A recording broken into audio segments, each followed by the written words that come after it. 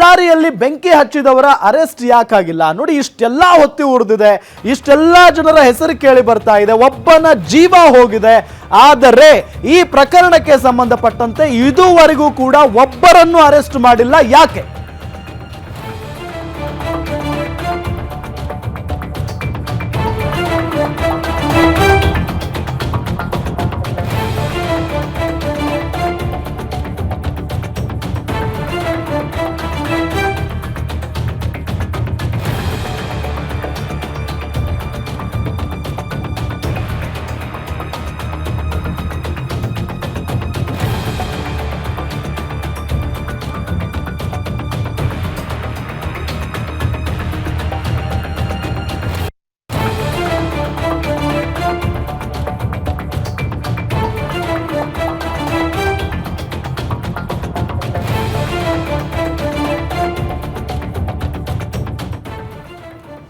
ನೋಡಿ, ನಮ್ಮ ಪ್ರಶ್ನೆ ಇಷ್ಟೇ. ಇಷ್ಟೆಲ್ಲ ಆಗಿದೆ, ಇಡೀ ಬಳ್ಳಾರಿ ಹೊತ್ತಿ ಉರಿತಾ ಇದೆ, ಒಂದು ಜೀವ ಬಲಿ ಆಗಿದೆ.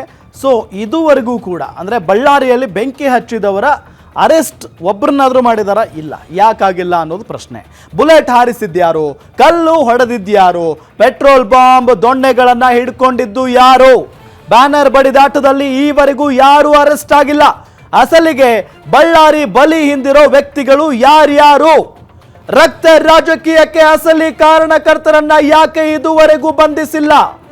ರೆಡ್ಡಿ ರಾದ್ದಾಂತ ನಡೆದು 3 ದಿನಗಳು ಕಳೆದಿದೆ, ಆದ್ರೂ ಕೂಡ ಒಬ್ಬರನ್ನು ಅರೆಸ್ಟ್ ಮಾಡಿಲ್ಲ. ಯಾಕೆ? ಎಫ್ಐಆರ್ ಆಗಿದ್ರು ಯಾರೊಬ್ಬರನ್ನು ಪೊಲೀಸರು ಬಂಧಿಸಿಲ್ಲ. ಯಾಕೆ? ಬಿಜೆಪಿ ಮತ್ತು ಕಾಂಗ್ರೆಸ್ ಪರಸ್ಪರ ಕಂಪ್ಲೇಂಟ್ ಮೇಲೆ ಕಂಪ್ಲೇಂಟ್ ಕೊಡ್ತಾನೆ ಇದ್ದಾರೆ. ನೋಡಿ, ಯಾರ ವಿರುದ್ಧ ಕಂಪ್ಲೇಂಟ್ ಕೊಟ್ಟಿದ್ದಾರೋ ಅವರ ವಿರುದ್ಧ ಎಫ್ಐಆರ್ ಕೂಡ ದಾಖಲಾಗಿದೆ. ಎರಡೂ ಕಡೆಯ ದೂರಿಗೆ ಎಫ್ಐಆರ್ ಆಗಿದ್ರು ಇದುವರೆಗೂ ಯಾರನ್ನೂ ಬಂಧಿಸಿಲ್ಲ. ಗ್ಯಾರಂಟಿ ನ್ಯೂಸ್ನಲ್ಲಿ ಬಳ್ಳಾರಿ ಬೆಂಕಿಯ ಮತ್ತೊಂದು ಎಕ್ಸ್ಕ್ಲೂಸಿವ್ ಗಮನಿಸ್ತಾ ಇದ್ದೀವಿ. ಇಷ್ಟೆಲ್ಲ ಆಗಿದೆ, ಬೆಂಕಿ ಹಚ್ಚಿದ್ದಾರೆ, ಬ್ಯಾನರ್ಗಳನ್ನು ಹರಿದು ಹಾಕಿದ್ದಾರೆ, ಲಿಟ್ರಲಿ ಒಂದು ಜೀವ ಹೋಗಿದೆ. ಇದುವರೆಗೂ ಯಾರ ಬುಲೆಟ್ನಿಂದ ಆ ಗುಂಡು ಹೊರಗಡೆ ಬಂದಿದೆ ಅನ್ನೋದ್ರ ಬಗ್ಗೆ ಪತ್ತೇನೇ ಹಚ್ಚಿಲ್ಲ ಅಂತ ಅಂದರೆ ಆಶ್ಚರ್ಯ ಆಗ್ತಾ ಇದೆ.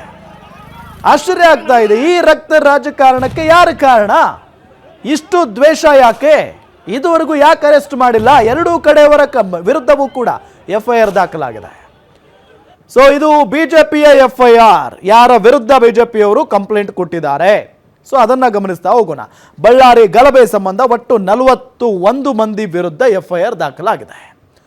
ಈ 41 ಮಂದಿ ವಿರುದ್ಧ ಎಫ್ಐಆರ್ ದಾಖಲಾಗಿದೆ. ಬ್ರೂಸ್ಪೇಟೆ ಠಾಣೆಯಲ್ಲಿ ಎಫ್ಐಆರ್ ದಾಖಲಿಸಿದ್ದಾರೆ ಪೊಲೀಸರು. ಬ್ರೂಸ್ಪೇಟೆ ಠಾಣೆಯಲ್ಲಿ ಎಫ್ಐಆರ್ ದಾಖಲಾಗಿದೆ. ಒಬ್ಬ ಅಲ್ಲ, ಇಬ್ಬರು ಅಲ್ಲ, ಬರೋಬ್ಬರಿ 41 ಜನರ ವಿರುದ್ಧ. ಸೊ ನಾರಾ ಸೂರ್ಯ ಅಂದರೆ ಭರತ್ ರೆಡ್ಡಿ ಜೊತೆಗೆ ಸತೀಶ್ ರೆಡ್ಡಿ, ನಾರಾ ಪ್ರತಾಪ್ ರೆಡ್ಡಿ, ಚಾನಾಳ್ ಶೇಖರ್ ಯಾವಾಗಲೂ ಕೂಡ ಭರತ್ ರೆಡ್ಡಿ ಅವ್ರ ಜೊತೆಗೇನೆ ಇರ್ತಾರೆ. ಜೊತೆಗೆ ನಾರಾ ಸೂರ್ಯ ನಾರಾಯಣ ರೆಡ್ಡಿ ಹೆಸರುಗಳು ಎಫ್ಐಆರ್ನಲ್ಲಿ ಉಲ್ಲೇಖ ಆಗಿದ್ದಾವೆ. ಇದು ಕಾಂಗ್ರೆಸ್, ನಾರಾ ಭರತ್ ರೆಡ್ಡಿ ಸೇರಿದಂತೆ ಅವರ ಬೆಂಬಲಿಗರು, ಅವರ ಸಹಚರು ಏನಿದಾರಲ್ಲ ಅವರ ವಿರುದ್ಧವಾಗಿ ಎಫ್ಐಆರ್ ದಾಖಲಾಗಿರುವುದು. ದೂರು ನೀಡಿದ್ದ ಶಾಸಕ ಜನಾರ್ದನ್ ರೆಡ್ಡಿ, ಬಿಜೆಪಿ ಕಾರ್ಯಕರ್ತ ನಾಗರಾಜ್ ಇವರ ದೂರಿನ ಮೇರೆಗೆ ಇಷ್ಟು ಜನ ಬಿಜೆಪಿ ಕಾಂಗ್ರೆಸ್ನ ನಾಯಕರ ಮೇಲೆ ಅಥವಾ ಕಾಂಗ್ರೆಸ್ ಕಾರ್ಯಕರ್ತರ ಮೇಲೆ ಎಫ್ಐಆರ್ ದಾಖಲಾಗಿದೆ.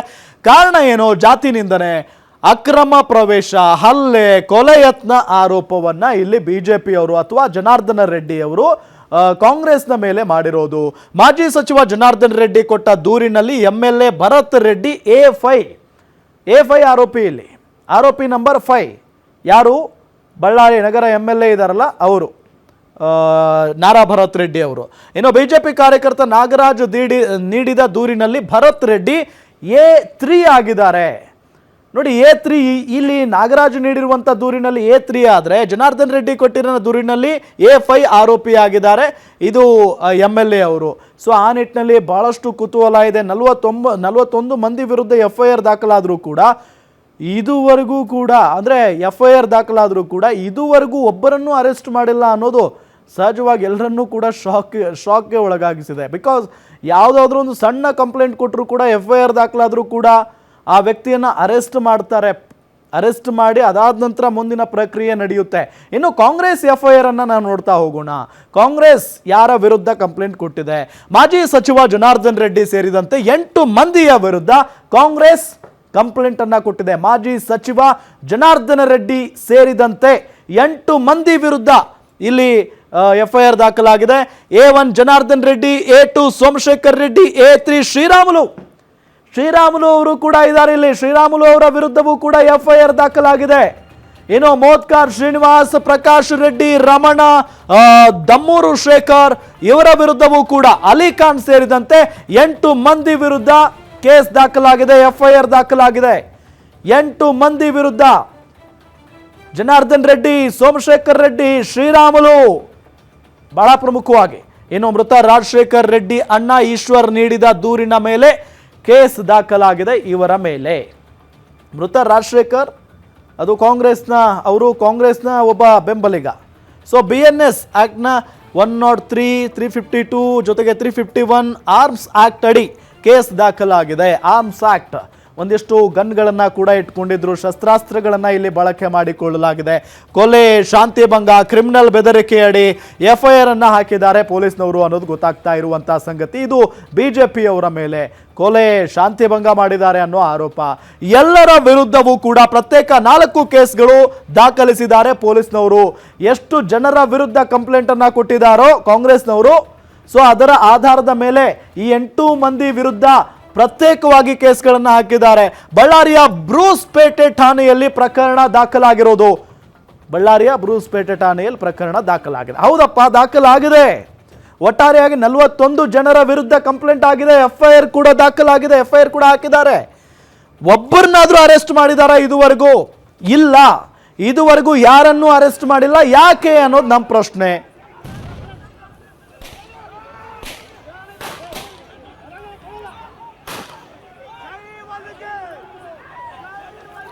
ಇದೇ ವಿಚಾರಕ್ಕೆ ಸಂಬಂಧಪಟ್ಟಂತೆ ಡೀಟೇಲ್ಸ್ ಕೊಡ್ತಾರೆ ನಮ್ಮ ಕಲ್ಯಾಣ ಕರ್ನಾಟಕ ಬ್ಯೂರೋ ಹೆಡ್ ವೆಂಕಟೇಶ್ ಕುಲಕರ್ಣಿ. ನೇರ ಸಂಪರ್ಕದಲ್ಲಿ ಜಾಯ್ನ್ ಆಗ್ತಾ ಇದ್ದಾರೆ.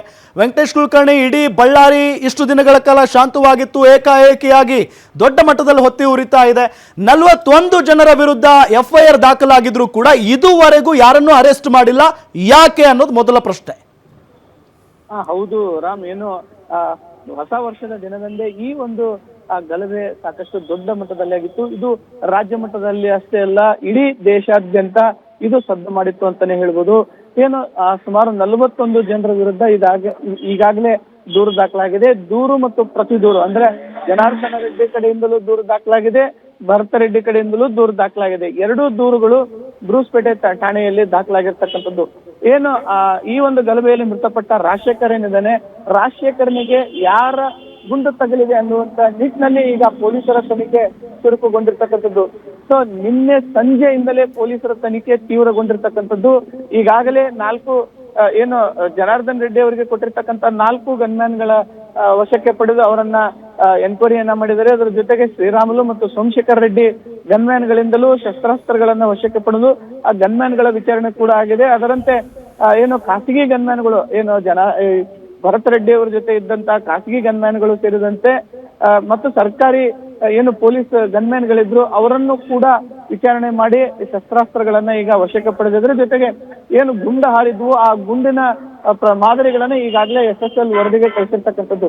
ಅದರ ಜೊತೆಗೆ ಏನು ಈ ಗಲಭೆ ನಡೀತು, ಜನಾರ್ದನ ರೆಡ್ಡಿ ಅವರ ಮನೆ ಮುಂದೆ ಏನು ಗಲಭೆ ನಡೀತು, ಆ ಗಲಭೆ ನಡೆದಂತ ಸ್ಥಳದಲ್ಲೂ ಕೂಡ ವಿಧಿ ವಿಜ್ಞಾನ ಪ್ರಯೋಗಾಲಯದ ಅಧಿಕಾರಿಗಳು ಬಂದು ಸಾಕಷ್ಟು ಶೋಧನೆಯನ್ನ ಮಾಡಿದ್ದಾರೆ. ಅದರ ಜೊತೆಗೆ 41 ಜನರ ವಿರುದ್ಧ ಕಾಂಗ್ರೆಸ್ನ ವಿರುದ್ಧ ಭಾರತೀಯ ಜನತಾ ಪಾರ್ಟಿಯ ಗಂಗಾವತಿ ಶಾಸಕ ಒಂದು ದೂರನ್ನ ಕೊಟ್ಟಿದ್ರು. ಆ ನಿಟ್ಟಿನಲ್ಲಿ 41 ಜನರ ವಿರುದ್ಧ ದೂರು ದಾಖಲಾಗಿತ್ತು. ಅದರ ಜೊತೆಗೆ 11 ಜನರ ವಿರುದ್ಧ ಕಾಂಗ್ರೆಸ್ನವರು ದೂರು ಕೊಟ್ಟಿದ್ರು. ಸೊ ಇವರನ್ನ ಇಲ್ಲಿವರೆಗೂ ಯಾಕೆ ಬಂಧನ ಮಾಡ್ತಾ ಇಲ್ಲ ಅಂತ ಅನ್ನುವಂತ ಪ್ರಶ್ನೆ ಈಗ ಬಳ್ಳಾರಿ ನಾಗರಿಕರಲ್ಲಿ ಎದ್ದಿರ್ತಕ್ಕಂಥದ್ದು.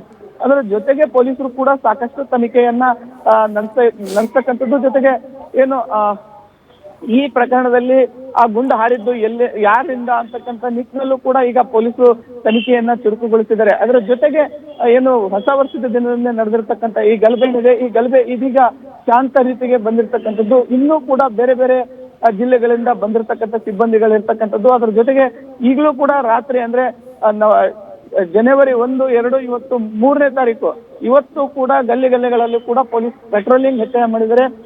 ಎಲ್ಲೂ ಕೂಡ ಗಲಾಟೆಗಳಾಗಬಾರ್ದು, ಗಲಭೆ ಆಗ್ಬಾರ್ದು ಅನ್ನುವಂಥ ನಿಟ್ಟಿನಲ್ಲಿ ಪೊಲೀಸ್ ಇಲಾಖೆ ಸಾಕಷ್ಟು ಮುಂಜಾಗ್ರತಾ ಕ್ರಮಗಳನ್ನ ಕೈಗೊಂಡಿರ್ತಕ್ಕಂಥದ್ದು ರಾಮ್. ಅದರ ಜೊತೆಗೆ ಏನು ಈ ಗುಂಡು ಯಾರಿಂದ ಹಾರಿದೆ ಅಂತಕ್ಕಂಥ ನಿಟ್ಟಿನಲ್ಲಿ ಸಾಕಷ್ಟು ತನಿಖೆಗಳನ್ನ ಮಾಡ್ತಾ ಇದ್ದಾರೆ. ಸ್ವತಃ ಮುಖ್ಯಮಂತ್ರಿಗಳೇ ಬಳ್ಳಾರಿ ಜಿಲ್ಲೆಯ ಅಧಿಕಾರಿಗಳಿಗೆ ಸೂಚನೆಯನ್ನ ಕೊಟ್ಟಿದ್ದಾರೆ. Okay. ಅತಿ ಶೀಘ್ರದಲ್ಲಿ ಈ ಪ್ರಕರಣವನ್ನ ಪತ್ತೆ ಹಚ್ಚಬೇಕು ಅನ್ನುವಂತ ನಿಟ್ಟಿನಲ್ಲಿ ಈ ನಿಟ್ಟಿನಲ್ಲಿ ಪೊಲೀಸರು ಕೂಡ ಸಾಕಷ್ಟು ಪ್ರಯತ್ನವನ್ನ ತನಿಖೆಯನ್ನ ಕೂಡ ಮಾಡ್ತಾ ಇದ್ದಾರೆ. ಅದರ ಜೊತೆಗೆ ಏನು ನಿನ್ನೆಯಷ್ಟೇ ವಿಜಯೇಂದ್ರ ಬಂದೋಗಿದ್ರು. ಇವತ್ತು ಈ ಒಂದು ಘಟನಾ ಸ್ಥಳಕ್ಕೆ ಇವತ್ತು ಬಳ್ಳಾರಿ ಜಿಲ್ಲಾ ಉಸ್ತುವಾರಿ ಸಚಿವ ಬಿಜೆಡ್ ಜಮೀರ್ ಅಹಮದ್ ಖಾನ್ ಅವರು ಬಂದಿದ್ದಾರೆ. ಕಾಂಗ್ರೆಸ್ನ ಮೃತ ರಾಜಶೇಖರ್ನ ಮನೆಗೆ ಹೋಗಿ ಸಾಂತ್ವನವನ್ನ ಕೂಡ ಹೇಳಿದರೆ. ಜೊತೆಗೆ ಈಗ ಘಟನೆ ನಡೆದಿರ್ತಕ್ಕಂಥ ಸ್ಥಳ ಮಾಜಿ ಸಚಿವ ಗಾಲಿ ಜನಾರ್ದನ ರೆಡ್ಡಿ ಅವರ ಮನೆ ಮುಂದೆ ಏನು ಗಲಾಟೆ ನಡೆದಿತ್ತು ಆ ಗಲಾಟೆ ನಡೆದಿರ್ತಕ್ಕಂಥ ಸ್ಥಳಕ್ಕೆ ಕೂಡ ಜಮೀರ್ ಅಹಮದ್ ಖಾನ್ ಅವರು ಬರಲಿದ್ದಾರೆ ರಾಮ್. ಥ್ಯಾಂಕ್ ಯು ವೆಂಕಟೇಶ್ ಕುಲಕರ್ಣಿ ತಮ್ಮೆಲ್ಲ ಮಾಹಿತಿಗಾಗಿ.